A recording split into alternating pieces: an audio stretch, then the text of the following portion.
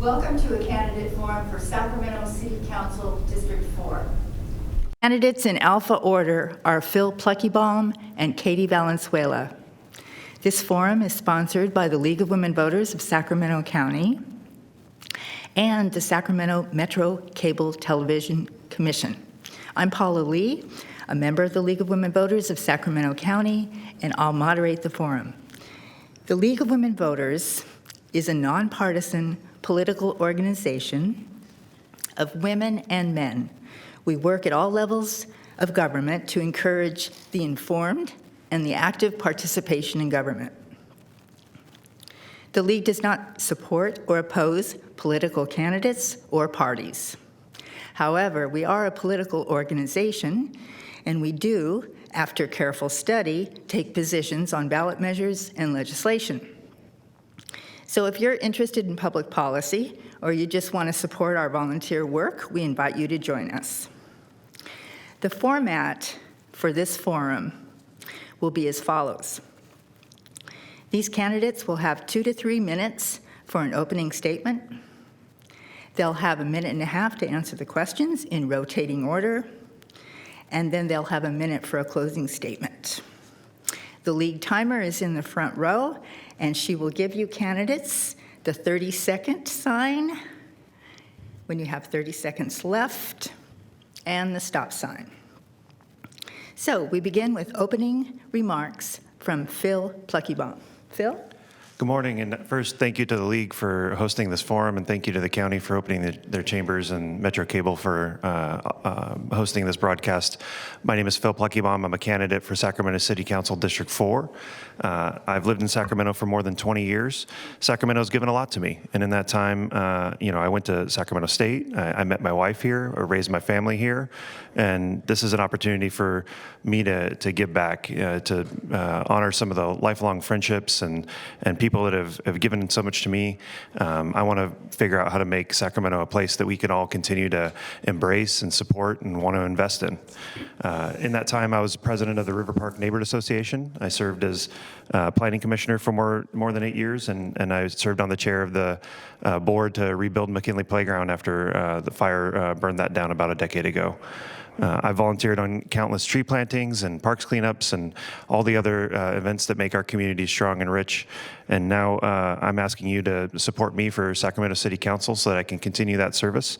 What I'd like to do is make sure that this is not just a destination city, but a destination of choice, a place that people want to continue to be and invest, a place that people raise their families and that their children come back and raise their families again for generations to come. So I look forward to this discussion and opportunity for us all to get to know each other a little better today. Thank you. Thank you. Katie Valenzuela? Thank you, and thank you so much for having me. My name is Katie Valenzuela, and I've had the honor of representing District 4 since 2020. And my path to office, before that, I moved to Midtown in 2009 when I was a graduate student at UC Davis and just absolutely fell in love with this community. I knew this was going to be my home of choice. A few years later, I left Midtown briefly to buy a house in Oak Park. I had just gotten married, and my husband and I were doing what all newlyweds do and buying a house. But shortly after buying that house, the situation in my marriage became pretty unsafe, and it became pretty obvious that I was going to need to leave pretty quickly. So I took all of my savings. I had a decent job, thankfully, got all of my family support around me, and I decided to come back to Midtown. And I have to say that I was shocked at what I saw. Apartments that I had rented just a couple years prior were almost double in price. There were encampments already starting to proliferate across my neighborhood and across the central city, and I didn't understand what happened. And by the time I found an apartment I could afford, it took every single dollar I had in my savings account to afford the last month's rent and to move. So when I finally settled and was safe, I wanted to understand what was going on. That was an unacceptable shift. It was a pretty quick shift, and I didn't understand. And I was looking at housing prices that just kept going up. More and more people that I knew who were starting to fall through the cracks and starting to double and triple up in apartments. And I was looking at City Hall and realizing that the decisions they were making were not only not making the problem better, but in some ways they were actually making the problem worse.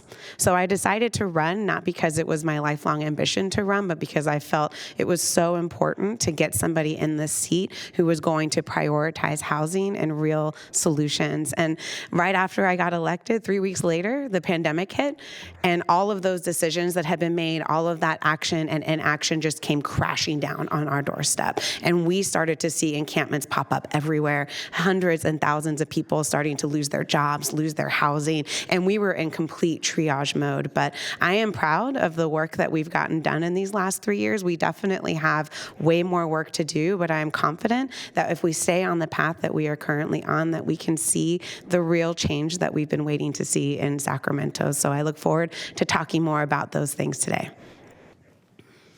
Thank you.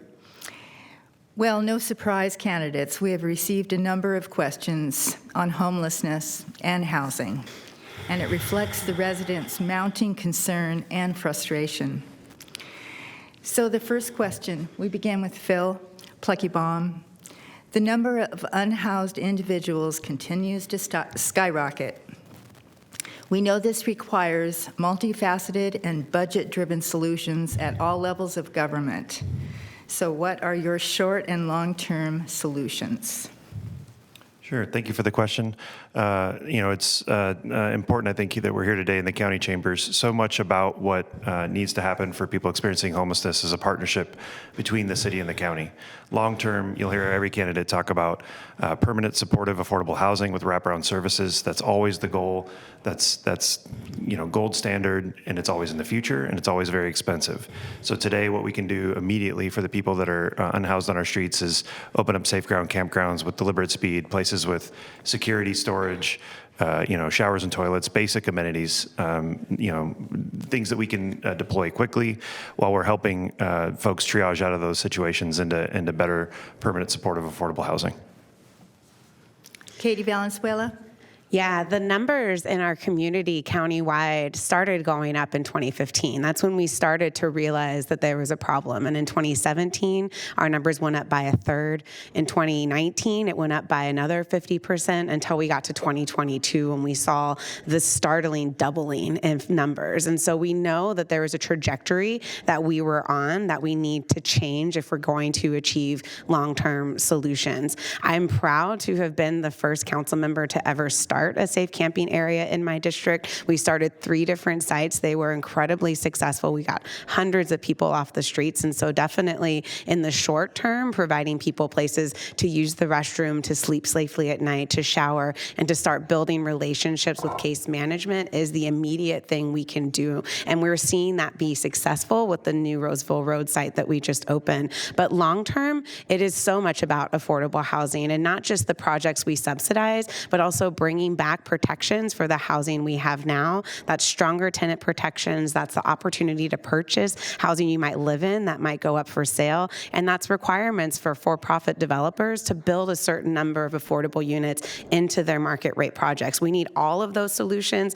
plus a long-term funding source, which I propose come from a vacancy tax, so that we can help triage those emergency needs to keep more people housed and to get more people off of our street. Okay, Katie Valenzuela, 2 city council members have asked the city to explore a citywide daytime ban on homeless encampments. Do you support this idea? Why or why not?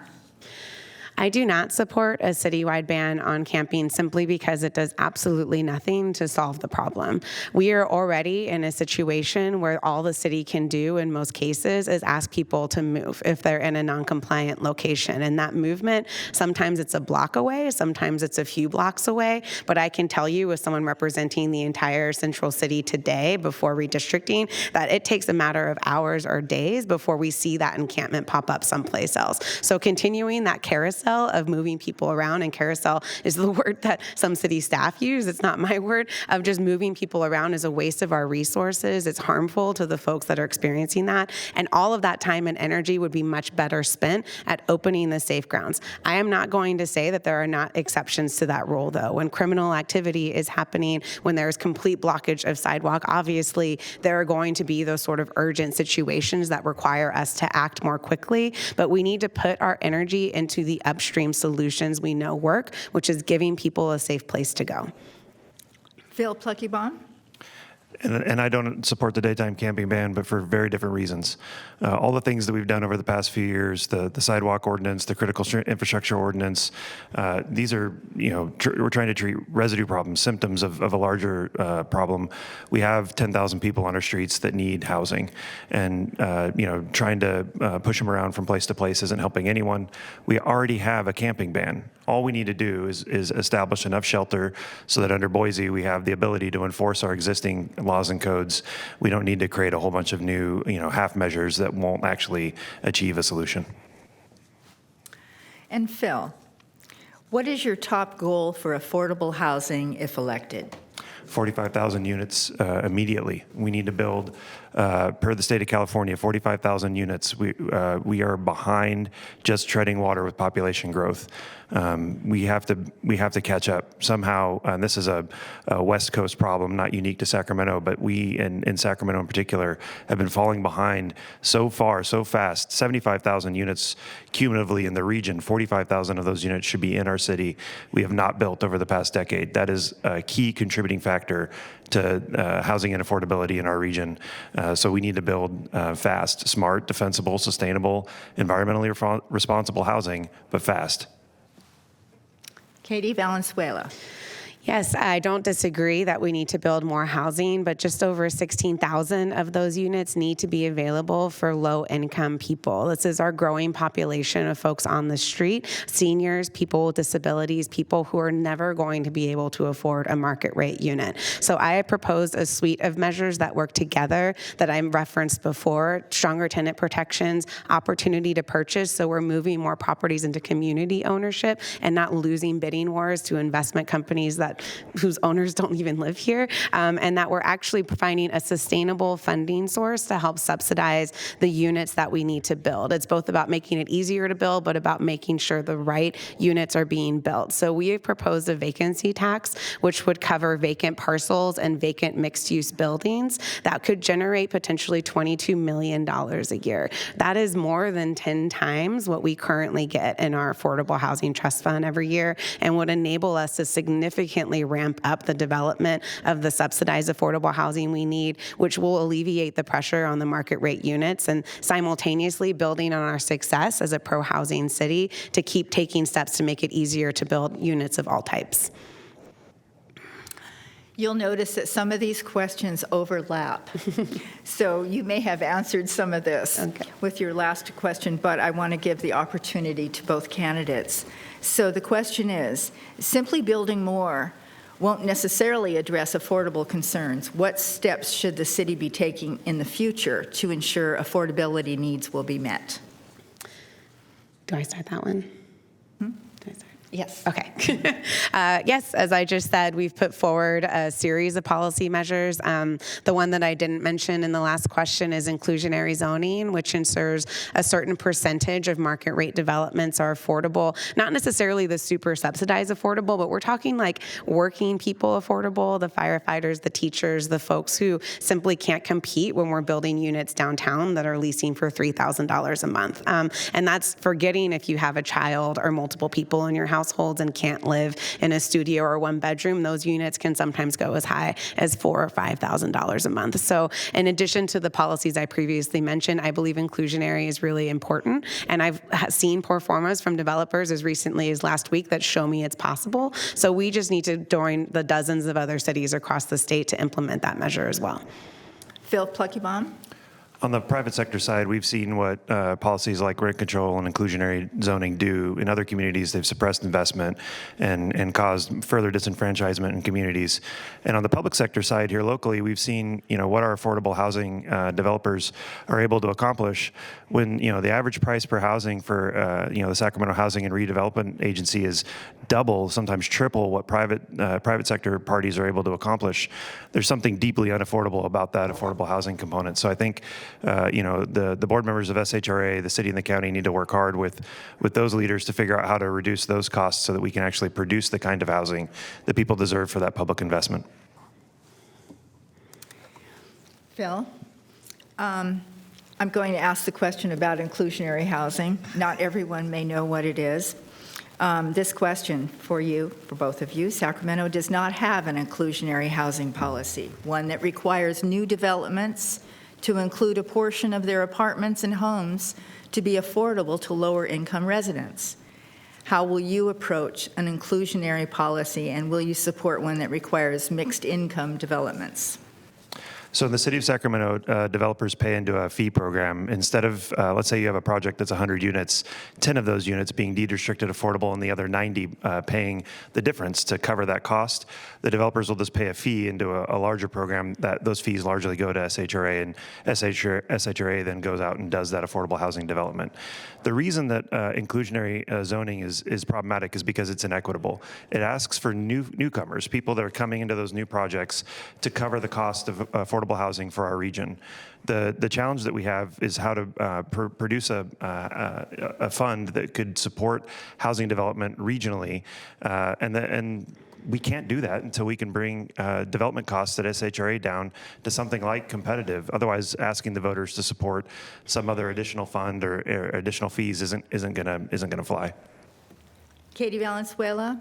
I absolutely support inclusionary and mixed income housing. The fee that my opponent just referenced was adopted in 2016, and at that time, it was 1/3 of what SHRA said they needed to be able to build the units in lieu of those developers building them themselves. And I think it's interesting to characterize this policy as inequitable when the very premise of inclusionary is to allow people who can't afford market rate units to have access to the same amenities, the same communities that people who can't afford market rate can get. This is how we confront things like the history of redlining and segregation, is by ensuring that we're integrating all incomes into future market rate developments so that our communities can be integrated, so that we can all benefit from living near and with each other and all of the things that come with that. To the cost of building affordable units, there's a fundamental misunderstanding about how you finance affordable housing. Not only are you building in the rent subsidy for the next 50 years, the repairs, the services, the maintenance, all of that stuff that you need to keep that building going for the next 50 years. We are sending affordable developers through a complete rigmarole to get financing, in large part because we are failing to put forward sufficient local funding so that they can pull down more of those state and federal resources. So if we're looking for a solution to how to drive those costs down, it is having that significant money, which comes from either charging developers a fair price or by generating revenue through something like a vacancy tax. Katie, the city and county of Sacramento have opened or plan to open over the next year hundreds of new emergency homeless shelter spaces, either at safe parking lots or at tiny home communities. Is this the right strategy for addressing our unhoused crisis? Why or why not? This current strategy is part of the right strategy because, as was mentioned before, we're in need of immediate triage. We can't wait for to leave somebody on the street while we build the housing and services that they need. We need something available as soon as possible. But part of my questioning of the strategy is that we are not planning for and investing in a sufficient affordable housing that we need to really unclog this pipeline. Our shelters and our streets right now are full of people with income, people who could sustain an apartment or a living situation with some case management successfully if that affordable housing option was available. And for every one person we're getting off the street, 3 more people are losing their housing. And research tells us that one of the overwhelming reasons that's happening is because of affordability concerns, either an ongoing gap of a few $100s a month that they couldn't sustain, or a one-time emergency that had they had access to a couple $1,000s they would have been able to stay housed. So for me, the triage is where we're really focused right now. And when we adopted the Affordable Housing Trust Plan as part of the partnership agreement, I raised significant concerns that the number of units that we were committing to building was like 2,000, which when you look at 16,000 that we know we need today isn't coming anywhere close to delivering on the actual solutions that will pull us out of this crisis. Phil Pluckybaum?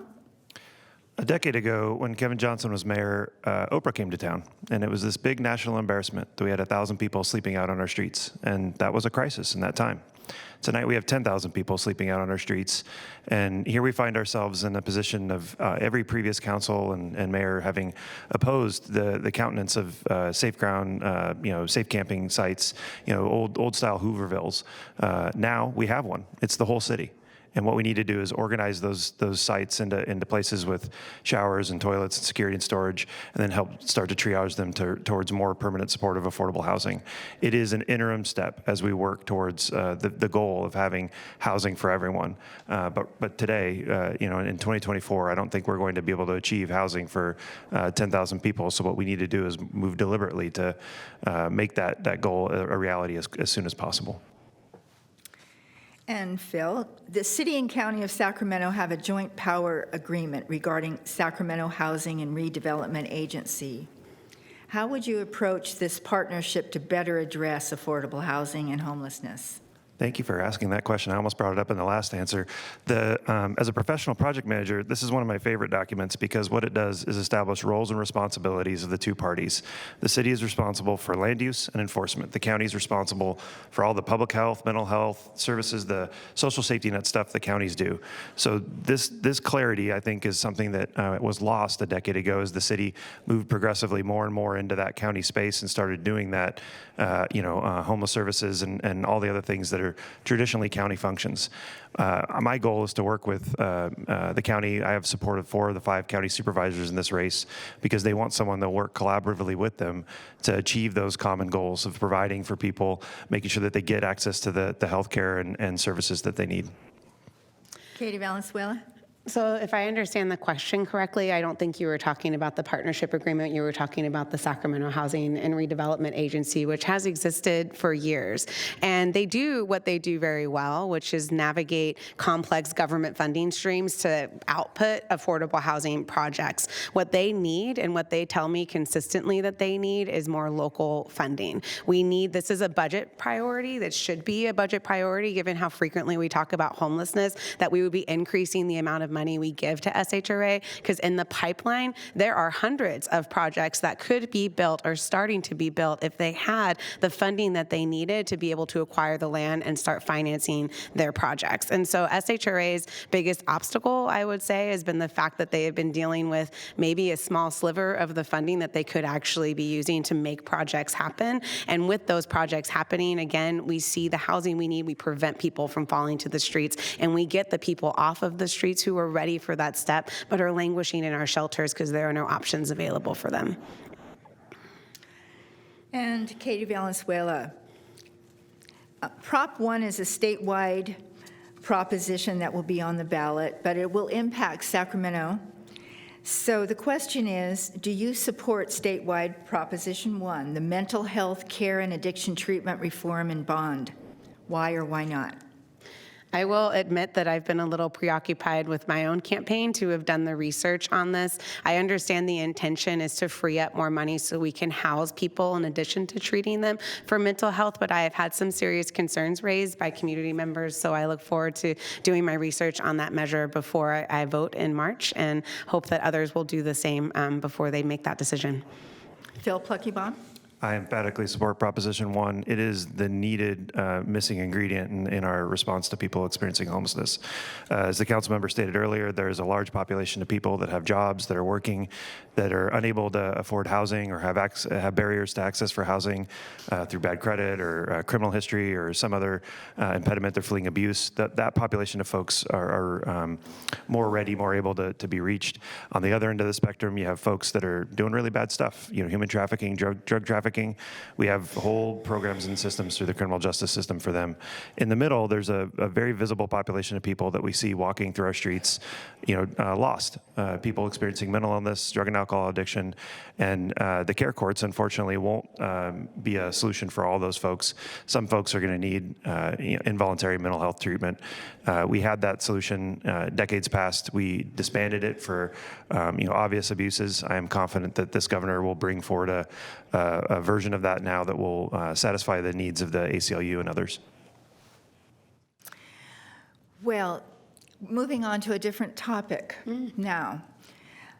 Phil, policing policies and practices have been at the forefront of public discussion and review in recent years.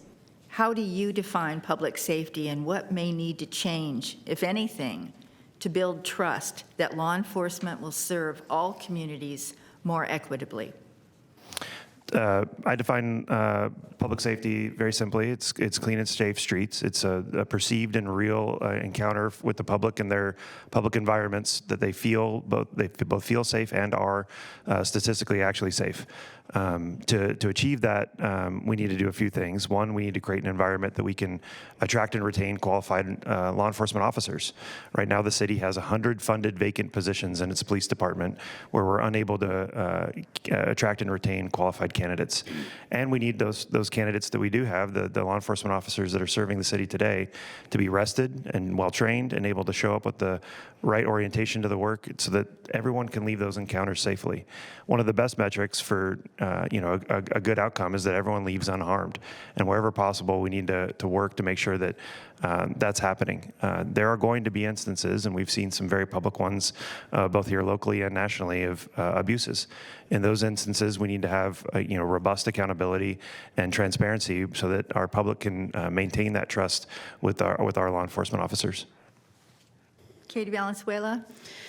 I define public safety as not needing to rely on our emergency systems because you're able to have your needs met before an emergency arises. So that's beyond traditional fire and police response. This is about ensuring our young people have safe places to go after school, that there's affordable housing options for people who need to leave potentially violent situations, that there's mental health counseling and services available so that people don't reach a crisis point where they're hurting themselves or others. For me, public safety in the safest community is the one where calls to 911 go down. And that is my ultimate metric. For if calls for service are going up, then something is wrong, regardless of how we've responded to that, regardless of the outcome. If people have reached a crisis point, then we are failing in our systems to do everything we can to prevent that from occurring. A great example are the investments that we made in community-based organizations that specialize in violence prevention. These are not law enforcement officers. These are community members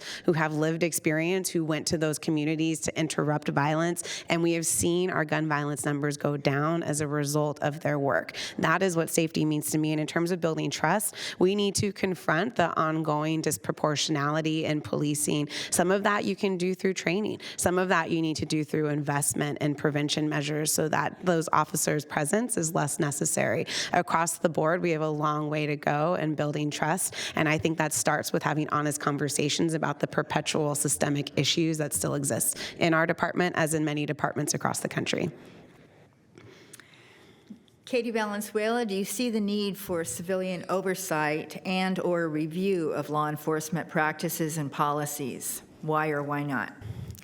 I am absolutely supportive of civilian oversight of law enforcement. I've worked very closely with our Community Police Review Commission to identify and address their concerns. However, unfortunately, our council has only voted on one of their many recommendations since I came into office. It was a use of force standard increase that the mayor and I championed together. So we have proposed to the commission just a couple weeks ago a joint meeting between the commission and the council where it can be noticed to the public can attend, where we can really work out these questions in terms of scope and process and staffing so that they feel confident that they're able to do the job that they volunteered to do. Part of that is also training, which is something our departments and the commissioners themselves have asked for, that they can see more about the training that our officers and staff do receive so that they can better weigh in on recommendations for how to improve that to achieve better outcomes in our community. But I'm proud that my commissioner is now the chair of the police commission Commission, and so we will be working very closely this year to implement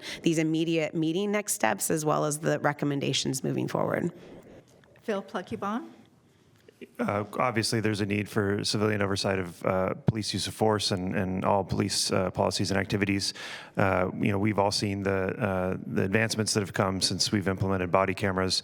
I think all we can do is continue to work with our law enforcement officers in the community to make sure we're all working together to make sure that all those activities are producing better outcomes for everyone. And Phil, research has examined law enforcement stops and the use of force and misconduct and the racial disparities that exist in police interactions. What can the city of Sacramento do to address this? This is a slightly more controversial answer. One of the things I'm actually enthusiastic about is automated speed enforcement.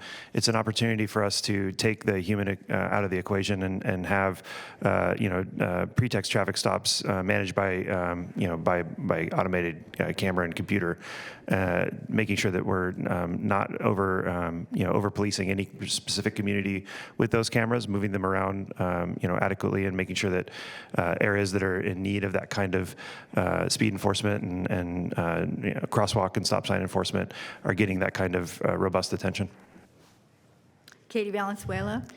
I am very troubled by the ongoing data, culminating most recently in a search and seizure audit that we completed that showed overwhelming disproportionality in how and who was being pulled over by law enforcement and who was being searched illegally. I think that, yes, obviously taking law enforcement out of certain circumstances, we are getting ready to introduce a pretext stop reform legislation that would actually take off certain non-safety related traffic stops from PD's bill. Like if one traffic light or one brake light is out and the other one is working and you're still visible, I don't want law enforcement to be pulling those people over, and we need to provide clear direction as a council as to when it is and is not appropriate. But that issue does not stop. A colleague of mine in another city introduced similar legislation. While people got pulled over less, there was still a racial disproportionality in who was being pulled over. So we have a deeper issue we need to confront in our law enforcement department. I asked the chief this question just a few weeks ago. Do you believe that there is a bias issue in our department, or do you believe that people of color commit crimes more frequently? Because if you don't believe that people of color commit crimes more frequently, which I do not, and the research shows does not what is occurring, then we have a potential bias issue that is going to rely on more than our current training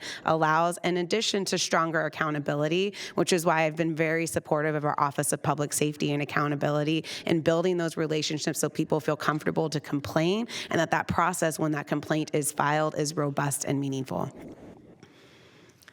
Katie Valenzuela, reducing gun violence calls for more than just registering firearms and trying to get guns off the streets. What strategies and/or policies have you or would you support to address gun violence prevention? I mean, in my dream world, we get a lot of the guns off the streets, but until federal legislation comes on that matter, we've been champions of investing, as I mentioned before, in the community-based organizations who have documented proof that they are effective. We actually had no youth homicides in this city for 2 years after a spike that was troubling to everybody who was watching it, and that didn't happen by accident. It happened through investment in those community organizations who built trust, who figured out how to intervene and did so effectively. I think on a parallel track when it comes to investing in resources so that people, again, who have mental illness, people who are in domestic violence situations, young people who might be getting sucked into bad behaviors and policies, that we have resources for them so that we can actually intervene in that violence before it occurs is huge. I'm really excited about implementation of Measure L, our children's fund, and what that could mean for preventing violence. But overall, my priority has been investing in the people who have documented track records and getting this done, which are the community-based organizations operating in those neighborhoods where we are seeing gun violence occur. Phil Pluckybon? We are not going to, eliminate guns in our community. We have established, federal law. There are currently more guns in this country than people by a significant factor. So what we can do is make sure that this is an environment where, law-abiding citizens are using those guns appropriately, and the folks that shouldn't have guns don't have access to them or are being prosecuted when they're found with them. One thing that we could do, pretty easily is, as guns are being registered, request a ballistic sample from each gun. Not unlike having a card at home with your kid's fingerprints on it. The Department of Justice keeps a record of all registered firearms in the state of California. Having ballistics available for those firearms would go a long way to making sure that you could eliminate off the top all of the legally registered firearms in a crime scene, and then narrow that down to specific targets if you're looking for the owner or perpetrator of a crime.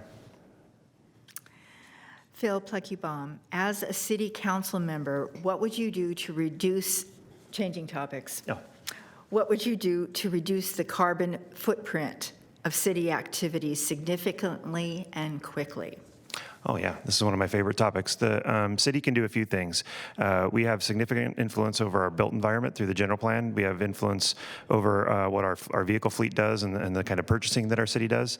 And then we have influence over our energy environment insofar as we're building in a specific way. Obviously SMUD's our energy provider, but let's work backwards. So, in terms of our built environment, there's a lot of things we can do to make sure that our building is more transit-oriented, more dense, buildings are efficient. A lot of that stuff's controlled at the state level by the building code. The city's already moving aggressively towards a carbon neutral vehicle fleet and making significant progress towards its purchasing. But the last area of opportunity is fuel redundancy with respect to natural gas. We're moving aggressively towards building electrification. That's a great goal. But at the end of that road, we're going to probably want to have some sort of fuel redundancy for heating. One of the goals for building electrification is to actually decommission the existing natural gas pipeline. To do that, we would need to move everyone in that system off of natural gas.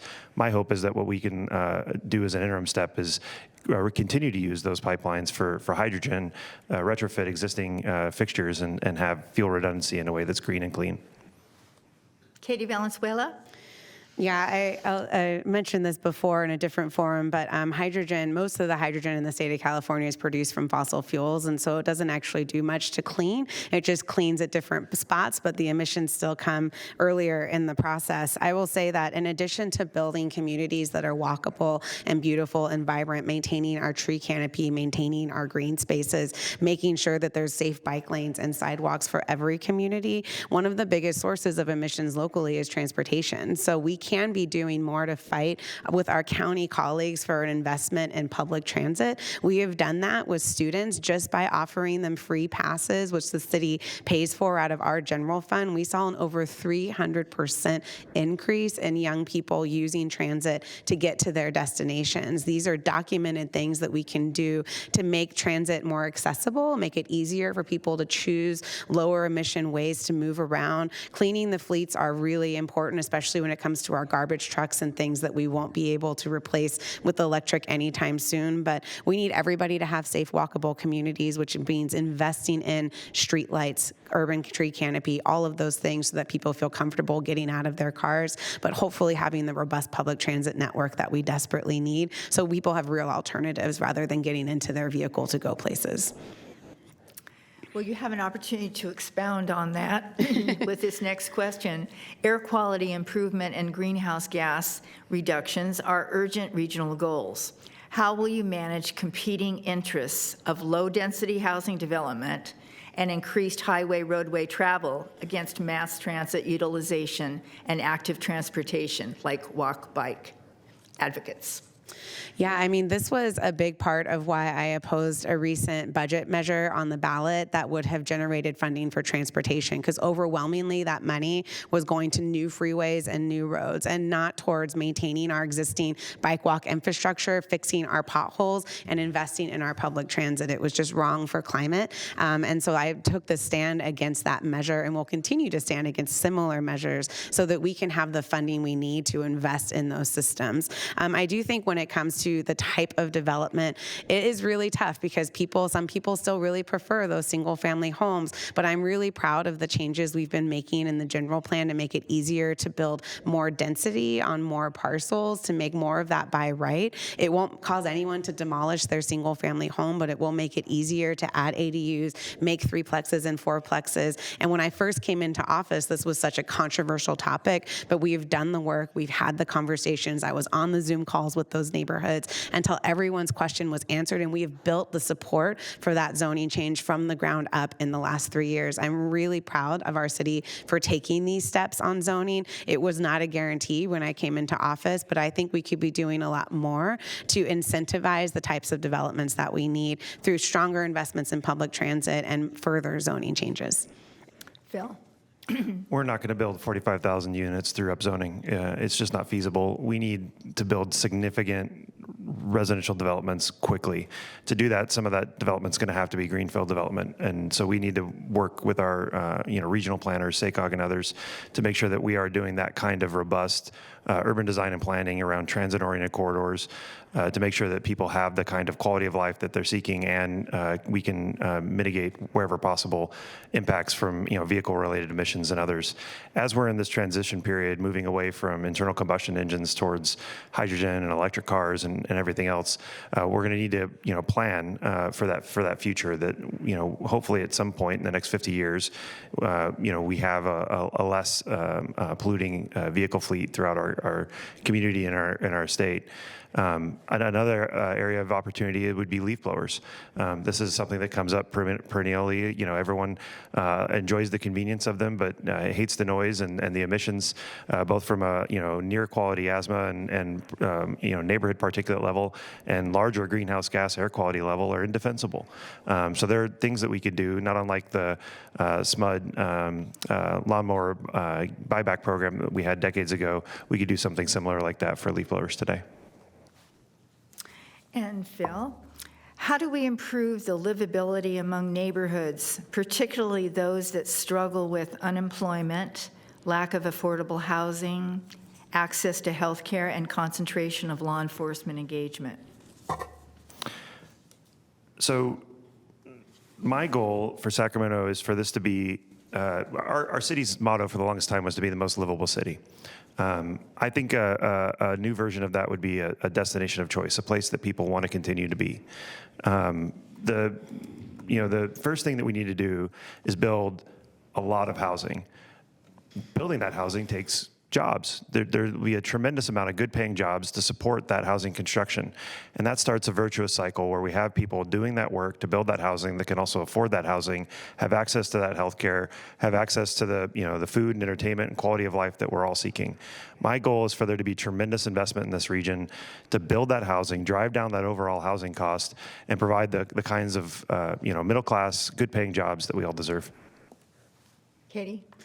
The neighborhoods where we're seeing those outcomes are the same neighborhoods that have historically seen those outcomes. They were built that way through redlining and segregation practices. We have communities that have infrastructure, access to opportunity, great green canopy, and we have communities that have not. And that have not persists until we are very intentional about our investment. Where are we investing? How are we investing? And how are we looking at everything through a lens of correcting this historic racial injustice that has happened not just in Sacramento, but in communities across our country? And how do we be really thoughtful about bringing those communities into that decision-making process so that they can also advocate for their own interests and priorities? One way that we're doing that is through our environmental justice element in the general plan. I helped pass this law. I'm really proud of it. What it does is it targets those neighborhoods. It looks at those indicators, targets those neighborhoods, and forces the city to actually say how we're going to do that. How are we going to fix grocery store access? How are we going to improve bike and ped safety? How are we going to make sure the green canopy and park space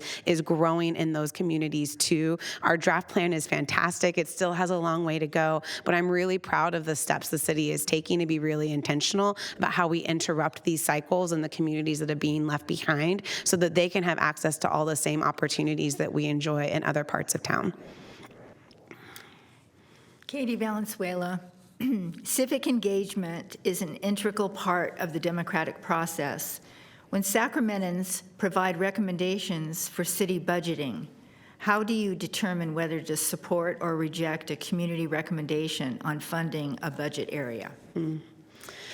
I'm a huge proponent of participatory budgeting. I think our budgets and how we manage the money that you give us through your tax dollars is one of our greatest responsibilities, and that the public deserves a voice in how that money has been spent.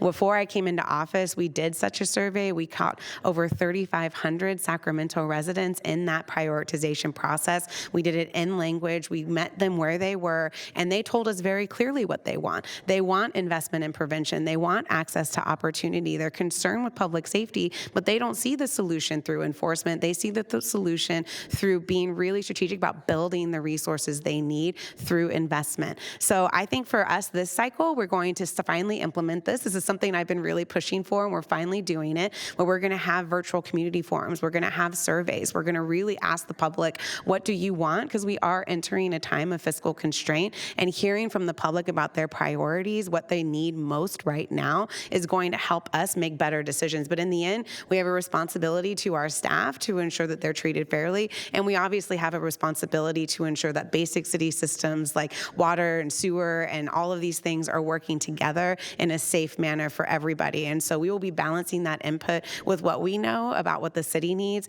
Those presentations have started right now and are continuing this week. And I hope folks will tune in and engage in that process so that we can really work through this challenge together. Phil? We have participatory budgeting. It is the current budget process. People weigh in, contact their council members, and give input about priorities. As a project manager, I've spent 20 years negotiating for competing resources and limited, attention to make sure that the project sponsors are getting the project outcomes they seek. City council is no different in that regard. You've got 8 council members by district and a mayor elected at large who are going to compete for the same limited amount of resources with all good projects, all deserving priorities sort of lumped together into one large budget document where we all try to seek some sort of a consensus vision about how we're going to move forward together and staff our city and prioritize our resources. It is very clear what the goals are for the citizens of the city of Sacramento. People are seeking services for people experiencing homelessness, affordable housing, and public safety. Those are by and large the top 3 priorities for all of our neighbors, no matter where you live in the city. Okay, and Phil, Plucky Bomb, this is the last question before we go to closing remarks. Small businesses and innovation drive the economy. So how does Sacramento support small business and generate innovation? Unfortunately, I don't know that we do a great job of this. We have a reasonably robust restaurant scene and entertainment scene, and I think a lot of that work happens in spite of and not because of the work that our city and government entities do. From my point of view, a lot of what we need to do at the city of Sacramento is stay out of the way, make sure that folks are doing stuff that's responsible and safe and smart and neighborly, but also not overloading, gold plating, all of these different projects with unnecessary requirements. An example would be the time I spent on the city's planning commission. We did an analysis of all our votes. We would have these very long, thoughtful discussions, 2-3 hours often, and at the end of which, 90% of the time, we would approve staff's recommendation without change. Maybe staff was making really good recommendations and we didn't need to have those kinds of hearings. So we made a recommendation to streamline that process and let staff approve at the zoning administrator and director level as much as possible. And a year later, after that had been happening, we went back and looked, and sure enough, the projects that we thought were controversial were being elevated up to the planning commission, and the projects that needed the kind of review and discussion were being heard there, and the staff was approving the rest. Katie Valenzuela? We are so lucky to have so many incredible local entrepreneurs in our community that have amazing ideas for what to do, but they do need our help, and they do talk to me often about the help they need. I'm really proud of some of the programs our city has created through our economic development program to really help either through strategic investment for those one-time costs to help support things like, these new entrepreneur program that Downtown Partnership does with the Calling All Dreamers contest. We have these cohorts now that people people are going through, where they can learn from marketing experts and financial experts to really equip them with the tools. Because it's one thing to have a great idea, it's another thing to know how to implement it and sustain it for the long run. And we've generated millions of dollars through the one-time assistance we got during COVID, and strategically invested that in these programs and in efforts to help invest in our business districts so that they could invest in them. The proudest thing for me is the Inclusive Economic Development Program that we helped create in partnership with the ethnic chambers and smaller business areas. They hired navigators to go up to Northgate, to go down into Southside, to meet these residents and these business owners where they were, to set them up with things like email addresses, and to really help them navigate the process to access resources. And we've seen documented success through that program. I'm really hopeful we can continue that partnership in the long run. Okay, closing statements, and you'll have 1 minute. We'll begin with you, Phil. First of all, I want to again thank the county for opening up their chambers and Metro 14 for broadcasting this, but most of all, I want to thank the league for the tireless work they do to host these forums. If you're watching this broadcast, chances are you're already a supporter of the league, but if you're not, please consider supporting them. They do amazing work to make sure that our democracy works, and without them, I think we would not have the kind of robust conversations like this that we're having today. I'm running to make sure that Sacramento continues to be and is a destination of choice, a place that people want to come back, a place that we want to stay, we want to raise our kids want to come back and raise their kids. My goal for Sacramento is to have services for people experiencing homelessness, affordable housing, and public safety that is robust and that we can be proud about. So please consider supporting me for City Council, and I appreciate your time and attention. Katie Valenzuela. You know, I came into office in a wild time where we were working not only against a current of a decade of policy decisions that had been made before we got here, but a global pandemic. And I know we still have a lot of work to do, but I want to finish by talking about some of the things that we have done. We have gotten hundreds of people, thousands of people off our streets. We are finally starting to see the logjam in our shelters unclog because these big permanent supportive housing units we've championed are finally opening, and people are able to move through the system. We have pushed for police accountability and back against things like the militarization of police. I've used my experience as a climate advocate to push for divestment in fossil fuels and for the creation of a public bank. All of these things we have done. We have built consensus on things that had strong opposition. And yes, sometimes we have stood our ground on issues that were simply too important, that my neighborhood said was too high of a priority to back down. And I'm looking forward to continuing to do that work. We have a long way to go, but I know we're on the right track, and I hope we can go there together. Thank you. And this concludes our forum, and I want to thank both of you for running for Sacramento City Council and for being here today to answer the questions from these voters. And voters, you can find your ballot and nonpartisan voter information on these candidates and propositions at vote411.org. And you are a more informed voter if you watch this forum. So we hope you'll pass it on, pass on what you learned, and you can also pass on a recording of this forum. A YouTube link of the recording will be available on the League of Women Voters website, lwvsacramento.org, right after the ballots go out on February 5th. The election is March 5th. Thanks to the League volunteers and the wonderful team here at Sacramento Metro Cable Television for this forum.